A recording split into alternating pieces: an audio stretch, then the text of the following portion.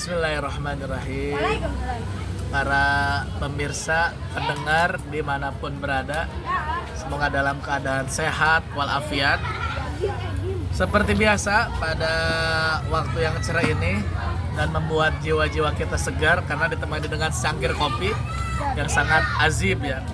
Nah, pada hari ini sedikit ingin berbagi ilmu dengan tema yaitu kedermawanan seseorang. Ada 4 tingkatan orang yang dermawan. Ada berapa? Ada 4. Yang pertama adalah tingkatan yang biasa. Yang pertama tingkatan orang yang biasa, yaitu adalah sakho.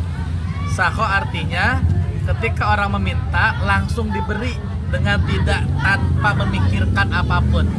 Temennya meminta atau orang-orang meminta ke rumahnya, sedekahnya Pak, langsung dikasih.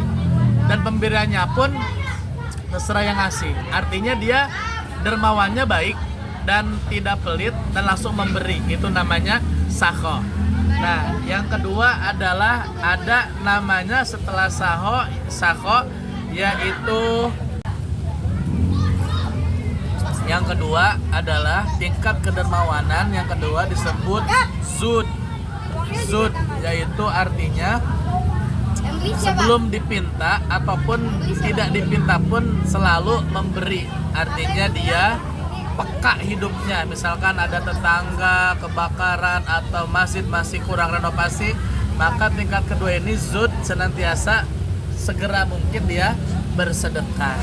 Nah, itu tingkatan yang kedua, yang senantiasa peka, yang disebut dengan zud. Kalau di bahasa lain al-zud. Tingkatan yang ketiga adalah karom. Hampir sama dengan tingkatan kedua, cuman karom ini tidak hanya peka tapi pemberiannya banyak dan besar. Misalkan suatu majelis belum beres direnovasi, langsung dibereskan sama orang tersebut. Jadi saking besarnya itu pemberiannya, saking satu masalah langsung beres. Nah, itu namanya karom. Nah, yang terakhir adalah tingkatan kedermawanan orang yang paling hebat di itsar. Itsar itu artinya ketika dia butuh sebetulnya itu, cuman melihat orang lain butuh juga dikasih kepada orang lain. Bahkan dirinya tidak memiliki yang tadi yang dia diberikan kepada orang lain. Contohnya baru punya uang 50 ribu. Kemudian ada orang yang meminta 50 ribu, langsung dikasih semuanya. Tidak dipikirkan juga, artinya itu namanya itsar, lebih memerdulikan orang lain. Maka daripada itu para hadirin, para pemirsa, kira-kira kita ini contohnya kebaikan kita, kedermawan kita yang berapa? Apakah nomor 1, nomor 2, nomor 3, nomor 4? Nah, kalau nomor 4 ini luar biasa. Tapi mudah-mudahan di antara 1, 2, 3 kita ada di dalam kelompok orang yang dermawan. Kita ulang.